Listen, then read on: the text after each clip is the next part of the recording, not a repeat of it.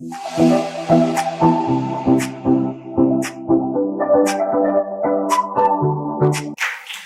right, so we're going to move to breakout group discussions. Each of you, when you came in, should have received the file jackets. And on the inside, the front inside cover, you should have the color, either pink, orange, or green. You should have a color like this. So you were just randomly assigned to either, if you were green, you're victims and survivors group. If you were orange, you're in the investigations or investigators group, and the pink is justices and prosecutors.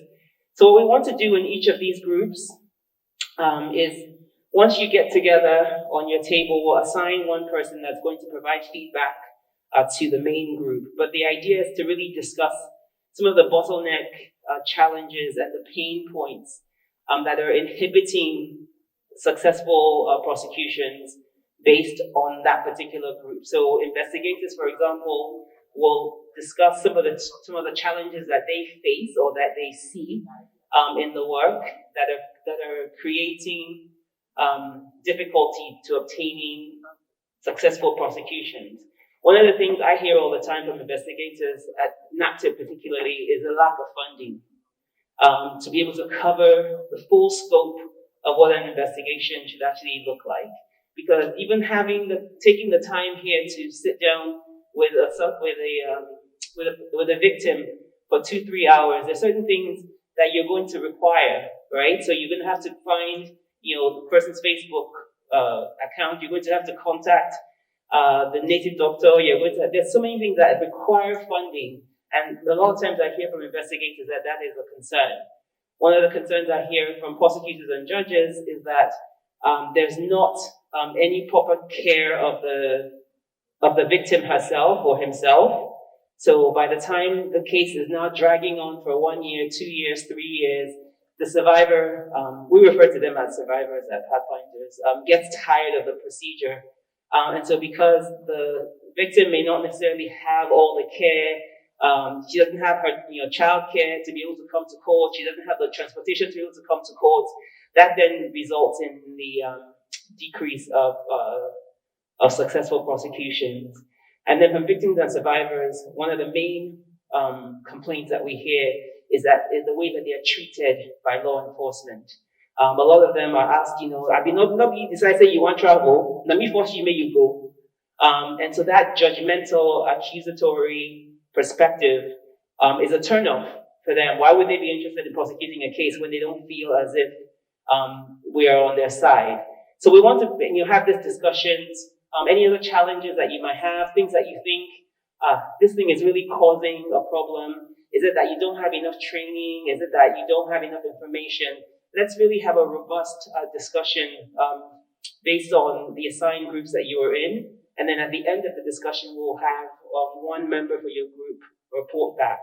So for prosecutors and judges, if you have pink on your tables, what we want you to do is please take some time and write down what those challenges are.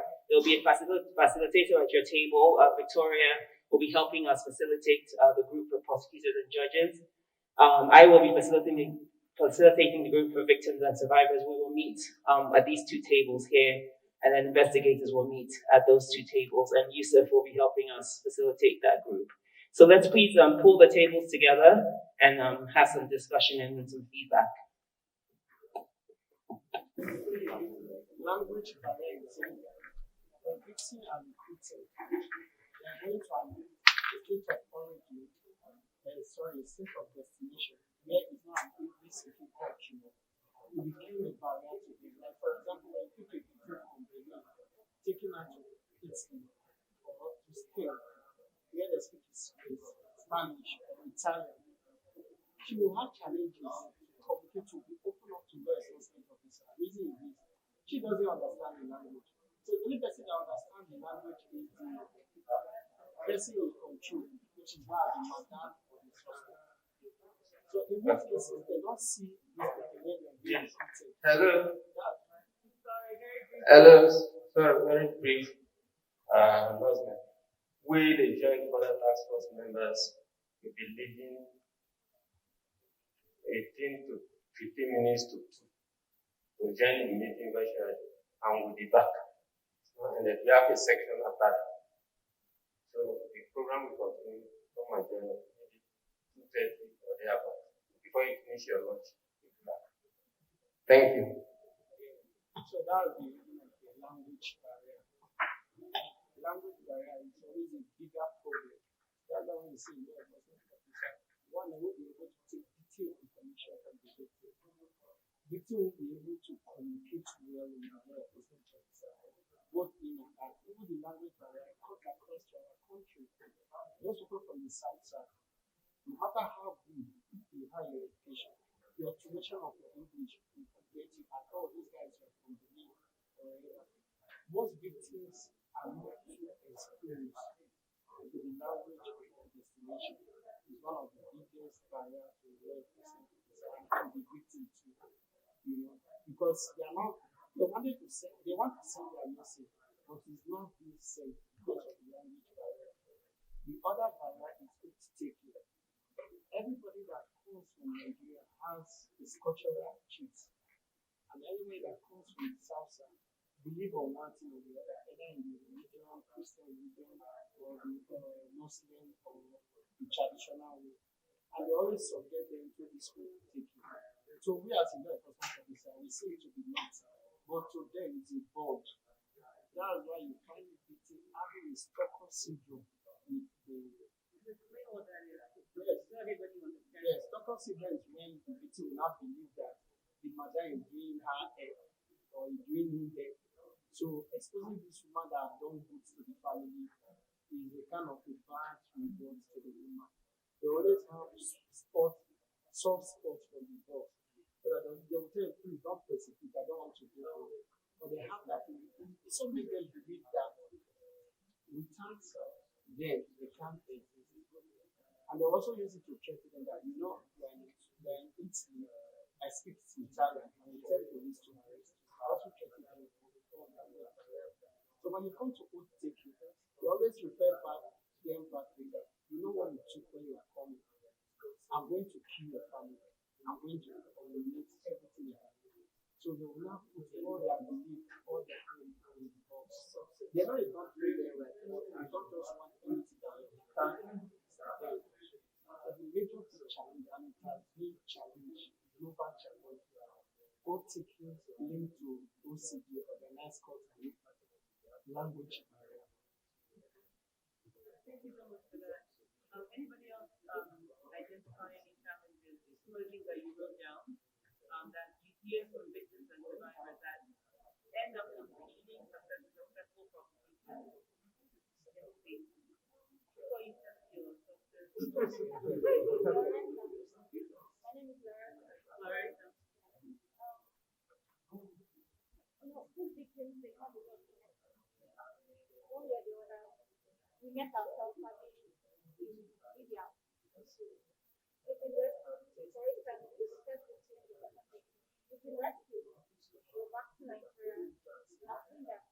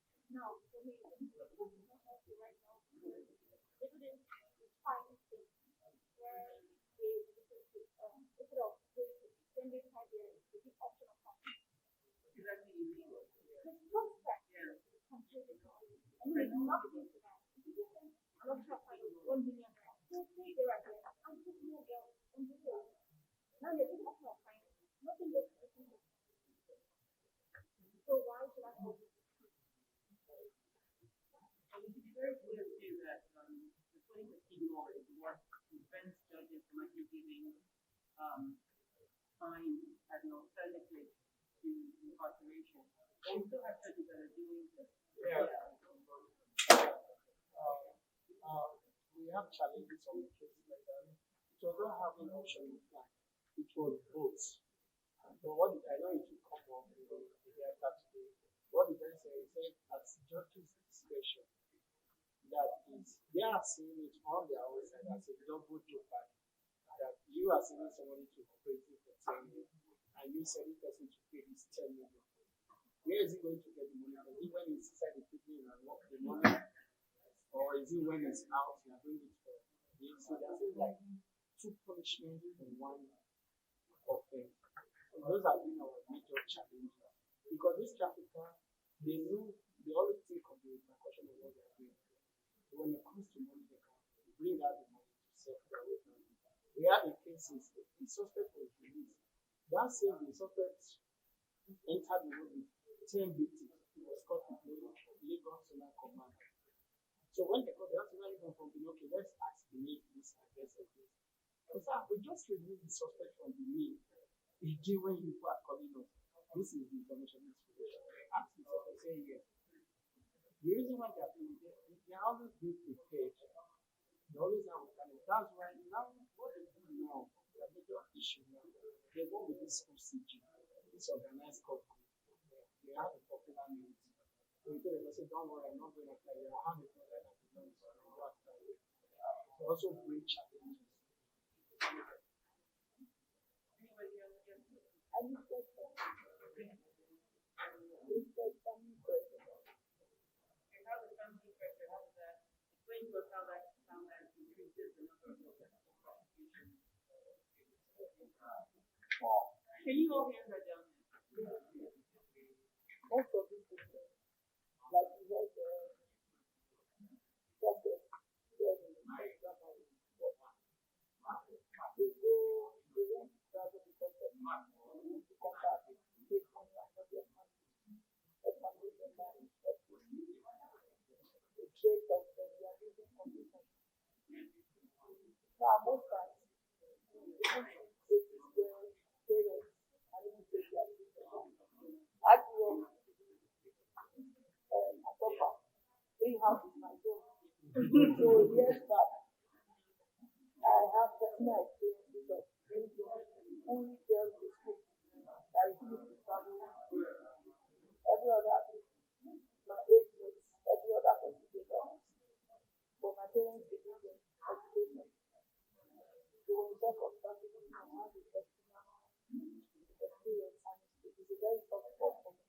When we talk of trafficking in Edo, focus on Edo, focus on because that was where it started.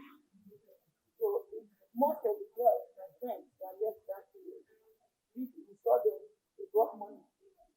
If it was one room before, we see them, they demolish, they reduce the place, and everything looks fine. My parents said, you need to ask that. Now, this family, when they don't see, they just create everything so that victims are taken away. And when there are issues, when they want to prosecute, they also do in the way to ensure that nothing happens.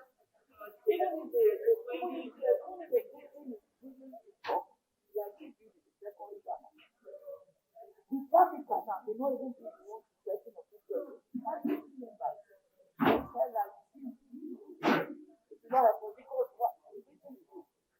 They believe them and I believe the people that is still the first time what do you happen? You can make it your own. So you are the essence of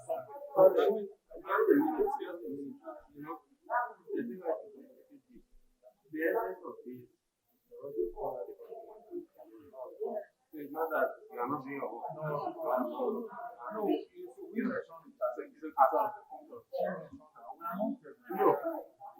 are not an investigator now. You are not an investigator. In this section, people like us, are we on the same page? You are not BSS now. You are now here. So let's bring up the challenges they face.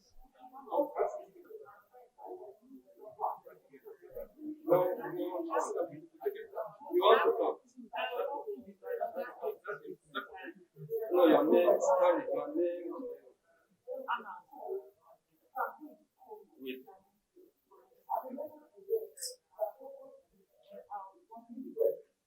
like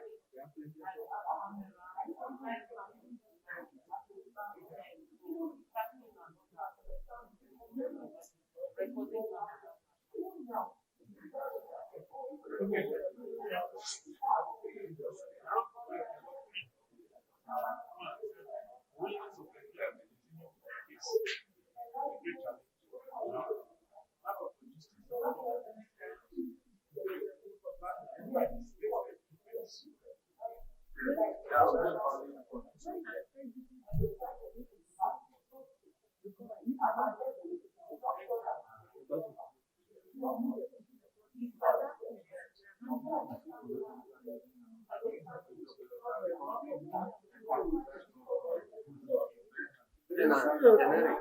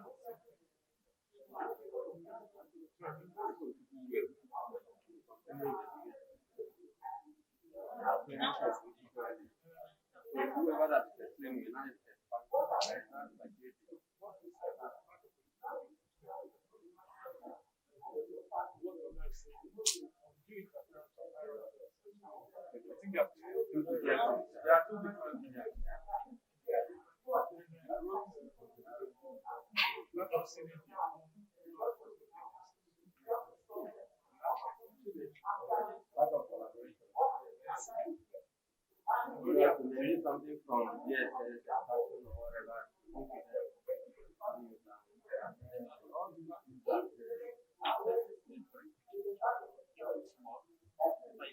Sorry, what do you mean?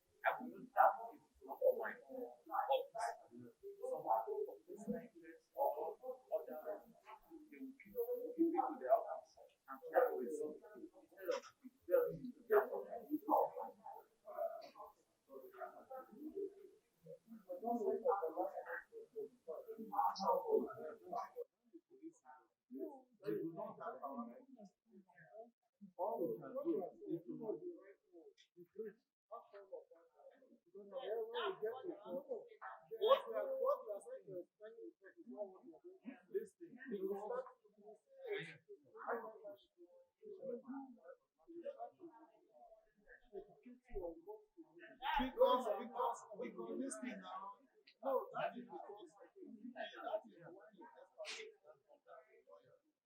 at that is when you write an opinion, it's usually complicated police now because on how we arrived at that decision.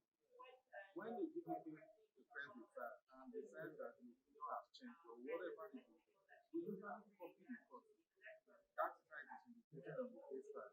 We copy court, copy police. So they will now be aware that based on that charging book, this is the finding of the DPP that they should be charged for X, Y, Z, 10 days. What the DPP knows that it can sustain in court. I don't have a problem with it because I know where it comes from. Irrespective of whether we can answer that case or not.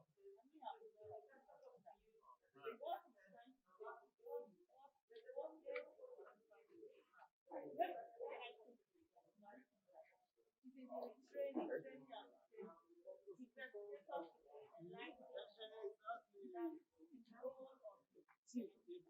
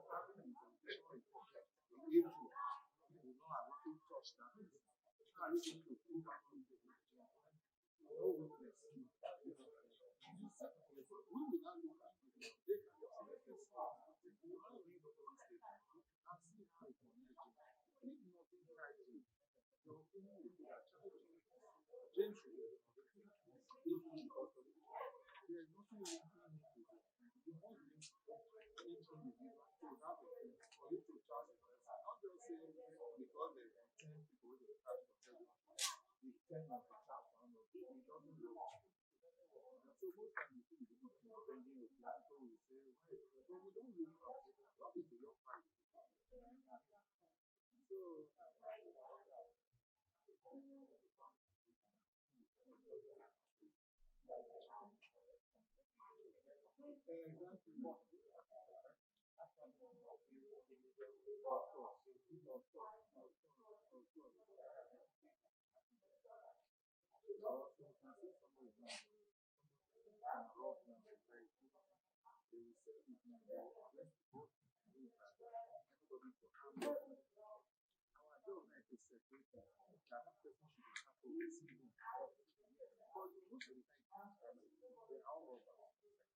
you see there will be separate. I'm just trying to highlight something.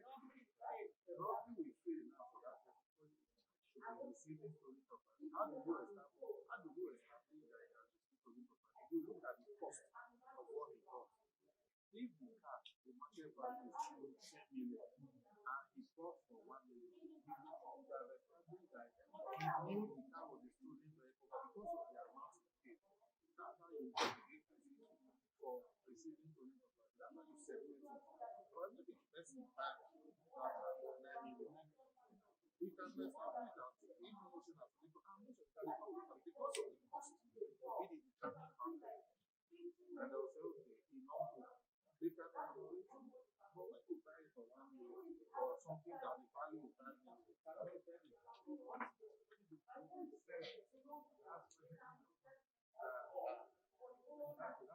million, the seller, not the seller, if they can't, to prove that kind of case, you can let somebody for free. He must be able to show you who he was. If he's unable to do that, he does not believe that he is the one who wrote that. Even if he not show you the seller, it is his duty to take. If because when they are investigation will stop at the point where you are unable to identify the next person.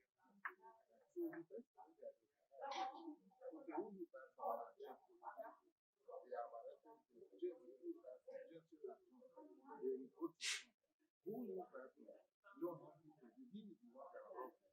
He will have a chance for how long, so you are able to show where he got from. So the presumption is that he that is so you must understand the difficulties in all these things to hide. So it's something we do daily. Since I entered the ministry, I know one of us.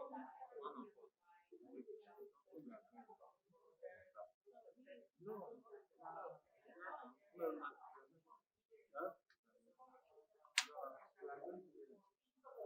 Okay, you are leaving. Somebody else, I will do. They have nominated you, not nominated somebody. That's somebody else. Why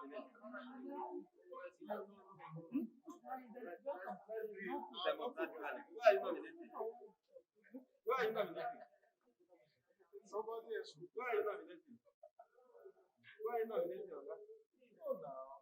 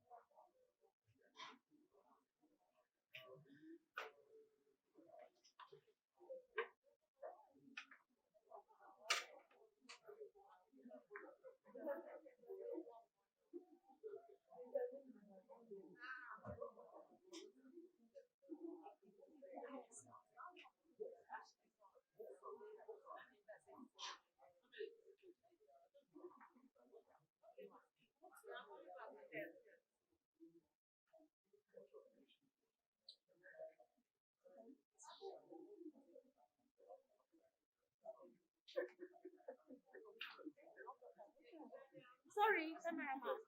I want to remove this. Thank you. We had investigators that met on this side, and then judges and prosecutors. So let's start with judges and prosecutors. Who did you guys volunteer to feedback to the plenary? Judges and prosecutors.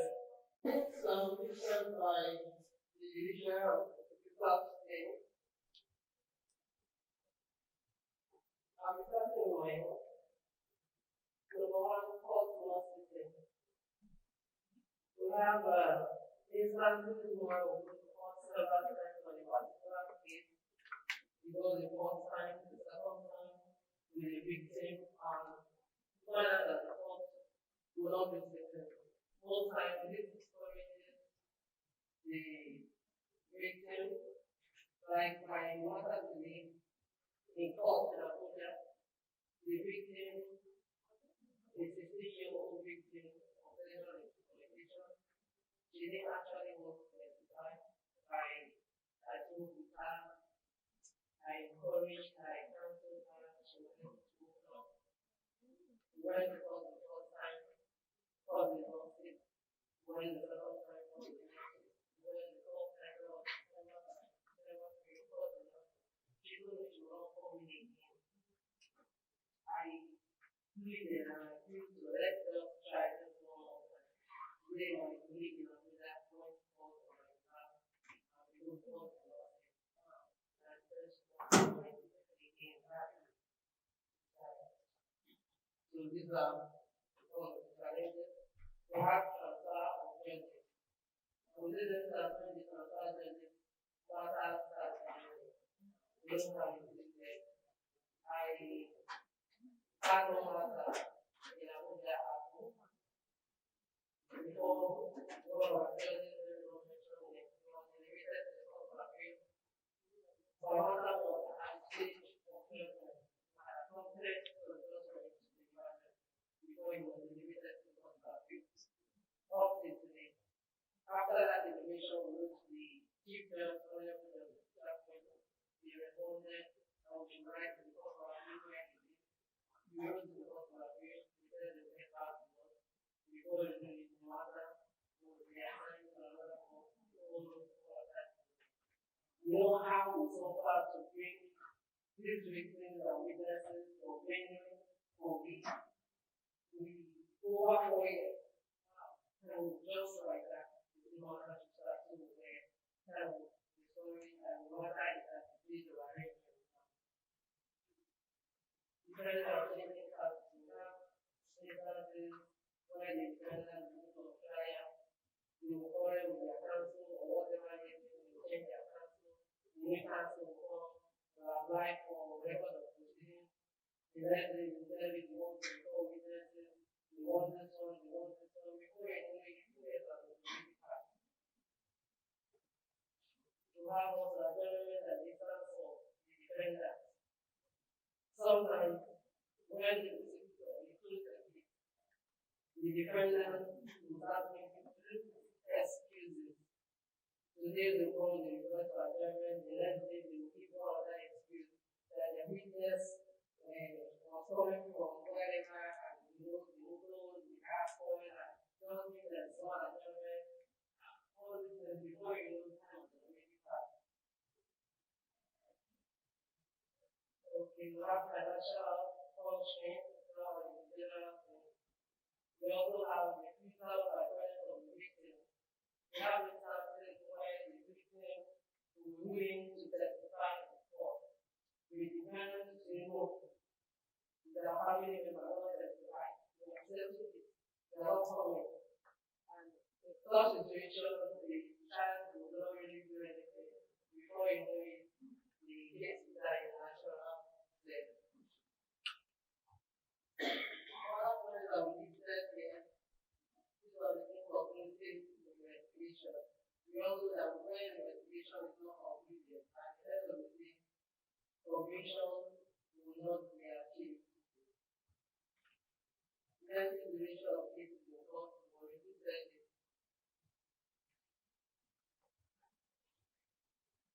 Prosecutors and judges should be trained on provisions of criminal.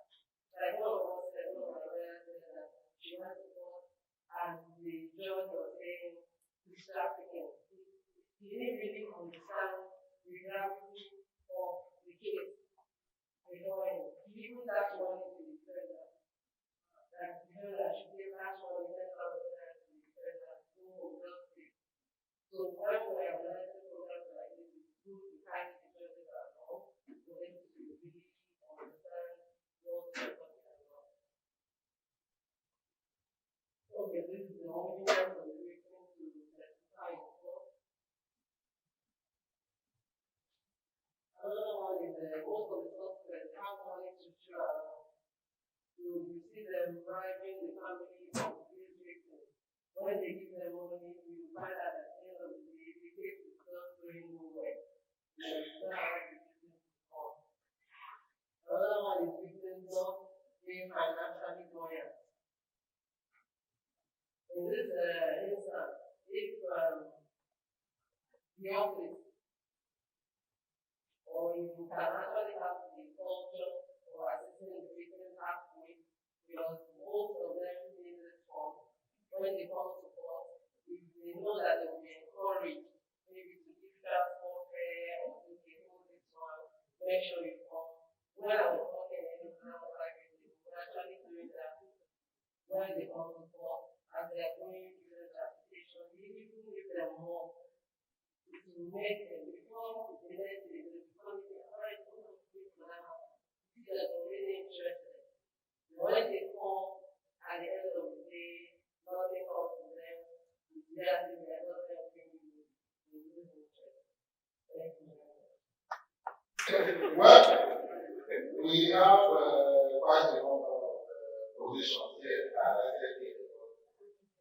The first one, which my left friend also, the lack of funding. I think that will be, in the course of investigation, most of the time, because lack of funds might hinder the kind of investigation that should ordinarily be carried out in a particular offense. So it might not be as detailed as it should be because of the lack of financial commitment that they might not want to put into certain investigation. If you really want to go into certain matters, to get to the root of certain matters, you must make commitment. I will give an example of a particular matter that happened in NNPC. I don't know if those are heard of it. One is staff of NNPC who had problems with her husband, and the husband was killed inside the vehicle and was born to death by the wife. And that matter, my own that the woman was actually convicted. I know for a fact that that matter was properly, they put in a lot of resources into that. And that was why they were able to arrive at that decision. That matter went up, they went for a interview abroad, and then when they put in resources into that particular matter. And just beside that instance, then funding is also very, very important. Another point here is training and the training of officers who investigate, particularly IPOs, for example, investigating police officers who investigate matters of prosecution. Most of the time, the investigations are not, I learned that point with my colleagues earlier on, the investigations are not properly detailed. You pick up the art from DPP, for example.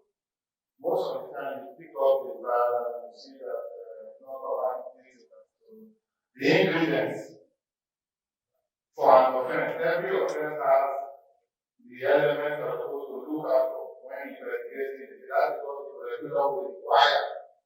If the recommended elements are the ingredients that are considered offense are not present, it will go a long way in affecting making of mind that particular person. No matter how good the lawyer is, when you get to court and you find out that you are trying for it, for example, the ingredients to establish that offense is not there. In fact, you begin to have difficulty executing such a matter. So that's why it's also very important that those who are empowered to investigate matters at that level are properly trained for that purpose.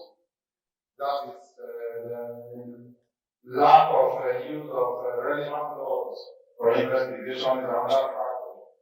For example, there are cases you see like the Administration of Criminal Justice Law that is operational in those states today. There are certain requirements, for example, that are necessary in investigating a matter when you eventually want to charge that person to court. There are certain laws that are supposed to be adhered to. I will refer to Section 17, for instance, of that law that talks about how statements should be recorded from a suspect.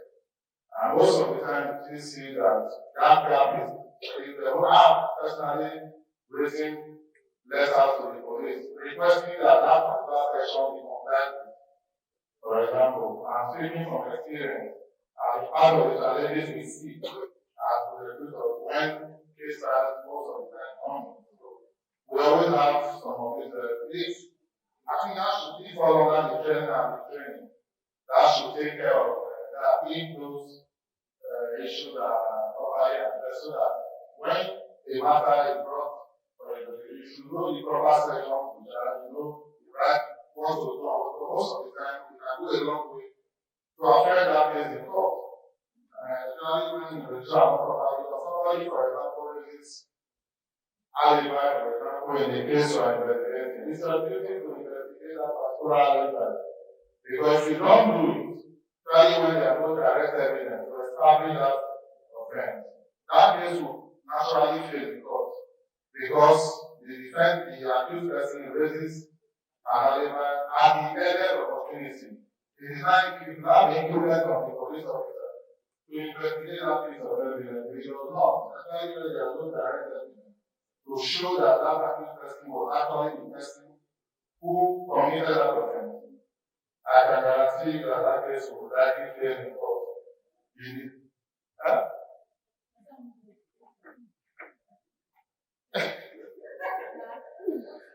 And let's please introduce you our patient, please. Yes, the next one is, please, your patient, I'll wait up to you. Thank you. Another point we also highlighted here is the unwillingness of complainants to continue with their cases. Sometimes, I'm thinking as an investigator now. Most of the time, you see people bring cases to the police to report. And probably for one reason or the other, either they say, oh, our family is having. Forgetting that these matters are state matters. There are issues that you can't just sit on your own to say, I'm no longer interested in executing that matter. It becomes a state matter. And you come and say, oh, my grandfather called me yesterday because we resolved the matter at the family level and all that. When you begin to call them, even as the prosecutor will also have these experiences, you think of the case that is sent to you. When you call the complainants who are supposed to come and give evidence as to what transpired, you see them telling you that they are fed up with the matter, they are no longer interested in because probably they will not have to say that the matter will go on. When they go to the station to report, because the matter is caused at that time. But eventually, when they are relaxed and you not call to come for that matter, they find it difficult to come. They tell you that they left everything for God. We have heard that severally from complainants. Some will even go to the level of insulting you. We have received insults several from complainants. And then somebody is your place. Now, because you are calling them with your disaster. And so, these are part of the issues we encounter. Most, I think, as even as investigators and the use of the lack of logistics is another challenge for them to mobilize quickly to go to a crime scene, for example. It can take some time for where an offense is being committed and to really mobilize officers to go there and be in the place.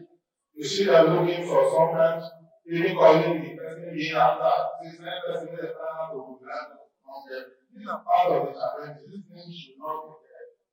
And so this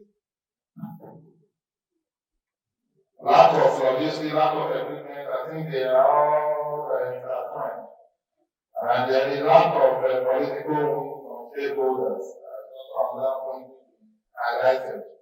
Yeah, you see that sometimes, because of interest involved, certain matters, people are not willing to continue with prosecuting the particular matter. You see interest from within and outside asking why the matter should naturally not go on. It will naturally tarry. There are matters like that because of lack of political will to push and get to the root of the particular matter.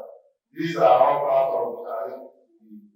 Through interference from hierarchy officers, even within the system, you find out that certain matters are able within the system. Yes, you begin to ask yourself from one table to the other. Eventually, the matter goes cold. And at the end of the day, you will not naturally get the kind of result you would have expected. And finally, I think lack of partnership from other sister agencies and foreign partners as well in investigating certain matters. I think these are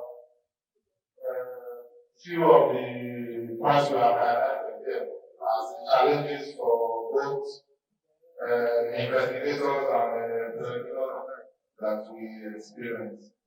Thank you very much. Thank you very much. Any potential solutions, anything that you think, oh, this hasn't worked somewhere else, or I saw it when I went to Spain and I did a training, or I saw it, I've seen it work with an NGO here in Nigeria. So the idea is for us to not just present the problems, but to also start to create solutions or offer some solutions as well. So we'll have the third group, victims and survivors, present on the challenges that victims and survivors have indicated that they have to successful prosecutions. Just want to go straight to the point. Let me start with the financial constraint, which some of my members here have spoken much on it. Financial constraint here is that,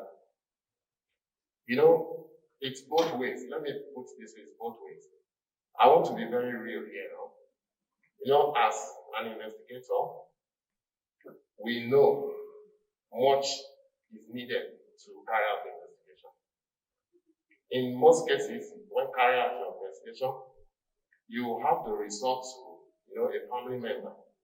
When your office, when you don't have the money to carry out some investigation, you ask maybe the victim's family if they can support in helping the investigator to carry out some investigation, like logistics, like fueling of vehicles, etc.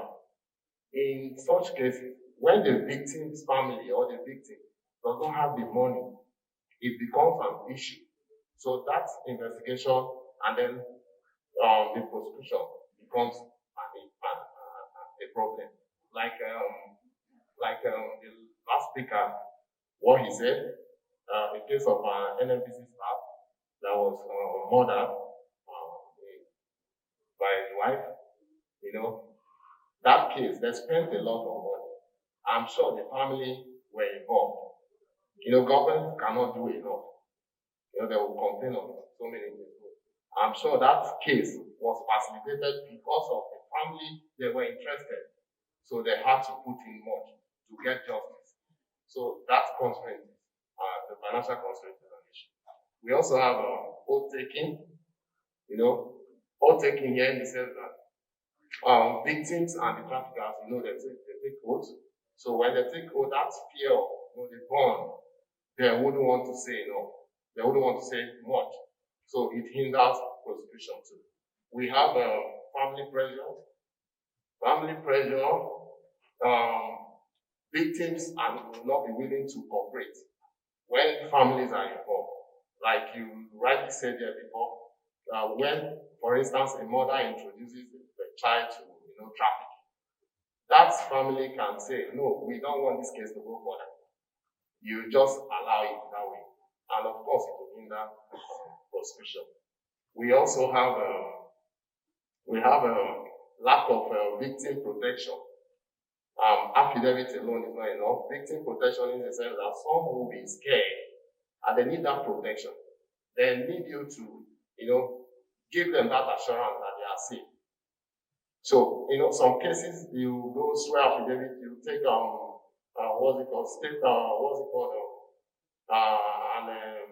an undertaking. An investigator will call the victim and take the suspect, that's the trafficker now, should take an undertaking that is not going to threaten to so person. That is not enough. The victim also needs protection from society and maybe probably the government. So it hinders prosecution. When that person feels he's not protected, he will not want to give much. We also have language barrier here. Language barrier in the sense that some victims, if you cannot relate properly with your investigator or who is prosecuting a case, it will definitely hinder the prosecution.